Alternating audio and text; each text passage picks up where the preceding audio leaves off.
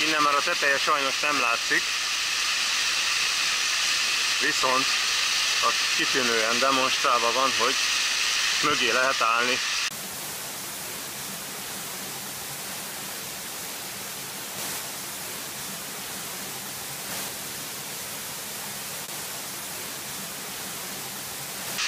Tehát ilyen vízesésből olyan nagyon sok nincs.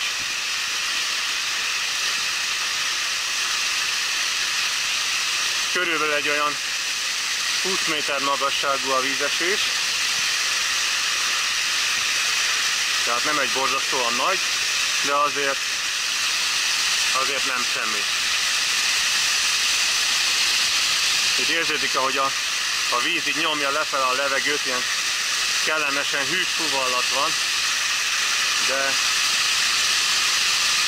akármennyire is szép ez a kis medence itt a vízesés alatt, nem csábít fürdésre. Itt is minden csöpög.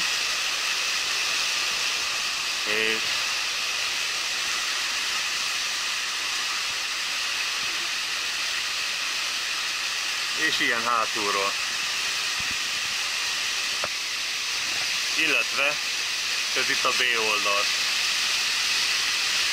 Nem is tudom, még jobban béka távlatból.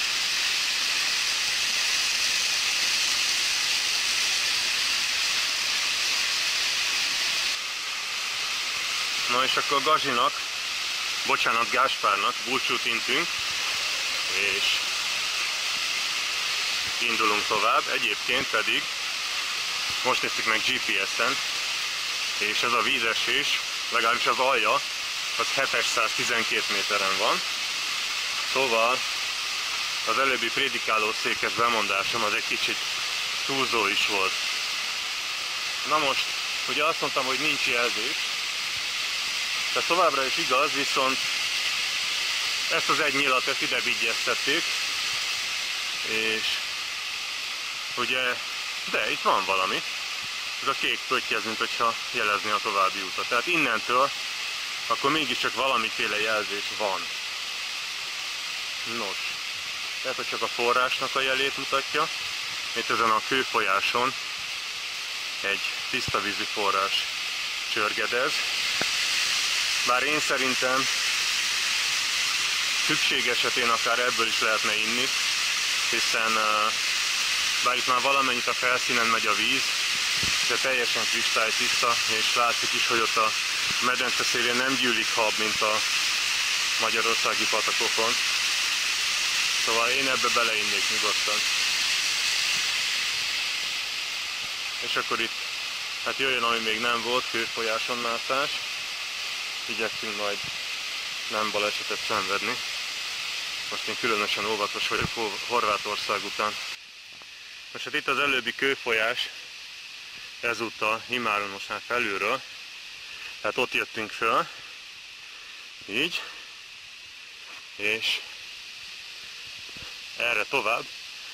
Sejtésem szerint ez most a vízesés tetejéhez fog vezetni. És nem, illetve mégis, egész pontosan, most a Mennyhártnál vagyunk, íme, mindjárt lemászok, hogy közelebbről is megtekinthessük. Itt ez a borotva élgerinc, és ezen szépen ki fogunk szambázni itt a Gáspár tetejére, Gáspár koronájára, hogyha nem nagyon veszélyes, legalábbis. Óvatosan, jó? Mert itt azért mondjuk ez a mélység, ez eléggé félelmetesnek tűnik.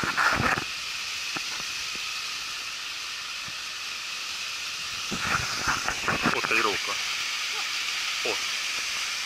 Ott a róka, mi?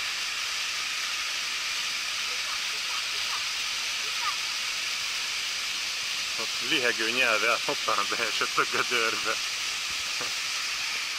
Na hát ilyen is van. Csak egy róka, meg egy nyúl.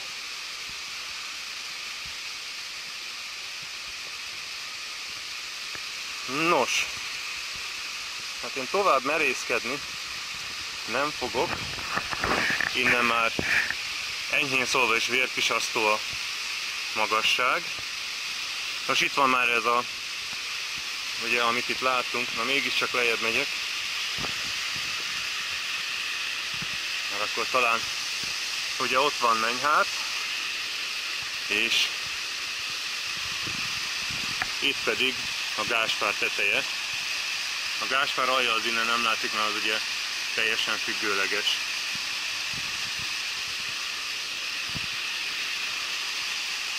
Nos hát nem semmi. Pontosabban. Majd nagyon óvatosan menj ki a szélére, jó? És kapaszkodj. Pontosabban. Innen látszik jobban Menyhárt. Akit már akár Menyuxnak is lehet hívni, mert csak 10 méter magas. Íme Menyhárt közelről. Illetve egész pontosan a legteteje nem látszik. De hogyha talán itt átverekszem magam ezen a susnyán, akkor majd lesz egy jobb kép is róla. Teljesen premier plánból. Ez alatt is van egy ilyen fürdőmedence. Ez biztos a rókának a fürdőszobája. Most hát akadályok leküzdve az eszközzel, így már át lehet jönni a susnyáson, és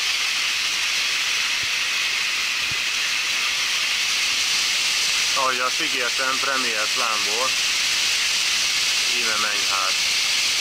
Most legalábbis remélem, hogy ő tényleg Menyhárt, és nem az előbbi 2 lépcsős vízesés tett ki már összesen 2 királyt, és ez a harmadik. De mindesetre meg tudok még följebb menni.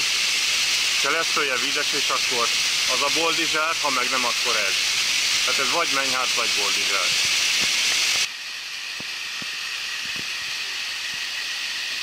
A kimászás a vízeséstől nem éppen egyszerű feladat. Főleg, hogyha közben még filmeznek is. Na, tesz.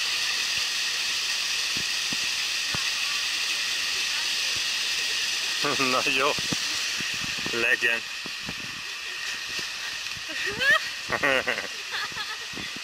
Jól van. Egy rövid kapaszkodó után kijöttünk egy ilyen erdei útra. Úgyhogy azt kell, hogy mondjam, hogy az nem Menyhárt volt az utolsó vízesés, hanem Boldizsár. Mert ugye gondolom ez nem Boldizsár. Egyébként pedig körülbelül ugye a belógó Kisfától egy olyan 50 méterre van Boldizsár, lefele a patakvölgyön, és hát a 3 királyok vízeséses túra az nagyjából ennyi volt.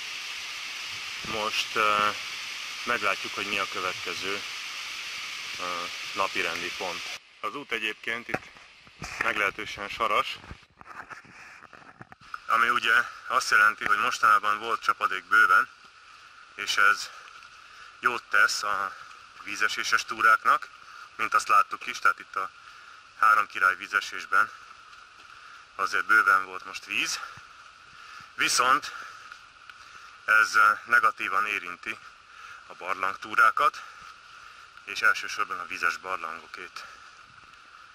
Most a következő napirendi pont az egy enyhe vita után az lett, hogy megpróbálunk kimászni a Csonkakő tetejére és körbenézni onnan. Mert reméljük, hogy ott lesz valami kilátás. Talán. Nos, itt azért látszik, hogy némileg fejlődnek a románok is.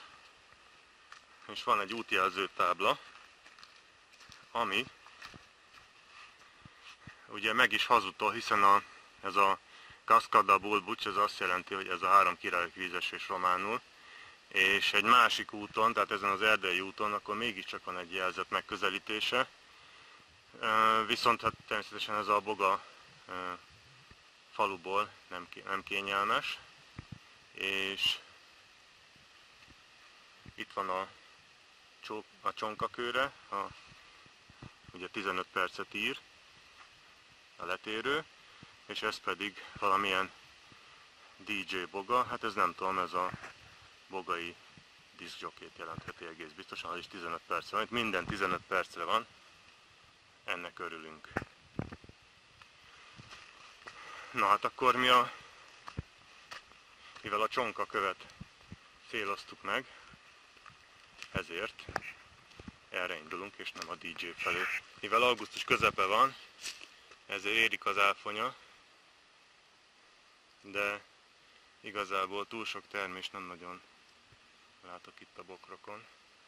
Mennyi volt? 1. Na hát 1 azért volt. A szeder is most érik, de itt eléggé fancsali képet vágott a gyerektől. Na lássuk. Pedig nem rossz. Szóval a tábla 15 percet írt a kilátóig, és eddig eléggé ingerszegény volt, így már persze itteni viszonylatban a táj, de most egy annyira ilyen keskeny nyakon megyünk, egy gerincen, hogy mindjárt megmutatom, hogy milyen szakadék van alattunk. Hát nem szeretnék itt leszakadni, és kezd sziklásodni a dolog. Egyébként pedig szerintem pontosan itt jöttünk fölfele, tehát itt a völgy aljába a Boldog patak folyik, amin vízesések vannak. Csak most itt fönt a sziklaperemen megyünk visszafelé. És nagyon úgy néz ki, hogy lassan célhoz is érünk. Mintha csak otthon a sziklakertet bámulnám, annyi varjuháj nő itt. Viszont ez egy kicsit azért merészebb helyen van. Fölértünk nagyjából a csonkakő tetejére, és kinyílt a panoráma. Most hát akkor kezdem itt azzal, hogy alattunk ez a völgy, ugye a házakig, ami vezet, az a Boldog patak völgye. Ezen van valahol ott abban a részben a Három Királyok vízesés. Szemben ott a Kutyakő, az a szurdok pedig az a Boga vagy Bulc pataknak a szurdoka. Talán, ha minden jól megy, akkor megpróbálunk annak is fölmenni a forrásáig, még a mai túranapon. Ez pedig itt a Boga amfiteátrum. Ugye ilyen meredek sziklákkal van mindenhol keretezve, és ott az a legmagasabb, az a Bogakő, 1400 valahány méter magas.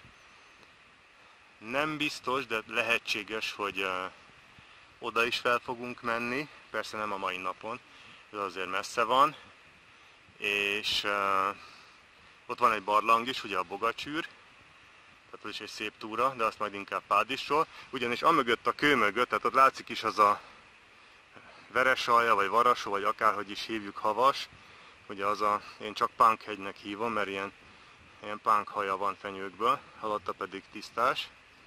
Ugye amögött, tehát itt az egész mögött ez a Pádisi fennsík. Az ott pedig szemben a Nagyhavas, ami már ugye 1600 és 1700 között mozog, így a különböző csúcsok. Mindegyiknek van neve, most így innen csak ezt a szöghavast, vagy románul Cornu Munci úgy hívják, én azt látom, ezek mind 1006 fölöttiek, de 1007-es is van köztük. Hát oda is talán föl fogunk jutni, majd meglátjuk. A Csonkakő tetején vagyok. Itt a hátizsák, ugye már az ebédhez előkészítve. A kő maga az itt ennyi, mármint a teteje. Hát egy ilyen pengéjeles sziklafok. Itt kinyílt a kilátás a másik irányba is. Hogy amit itt látunk, ez a Pádisra vezető szerpentin út. Ugye ott van az a Bárréti csúcs, ez a ilyen enyhén ilyen félgömb alakú, és valahol ott a félgömb, ahogy így érintkezik ezzel a hosszú egyenes tetőrésszel, ott bukik át az út, az a teteje, és amögött van a Glavoyrét, meg a Pádis fennsík. Itt pedig a Boga völgye megy lefele szépen, egészen a Pietrasza faluig, vagyis az Vaskó sziklás magyarul, és ott szemben pedig egészen a messzeségben az már a Béli hegység. Így át lehet látni ott az irányzékon keresztül.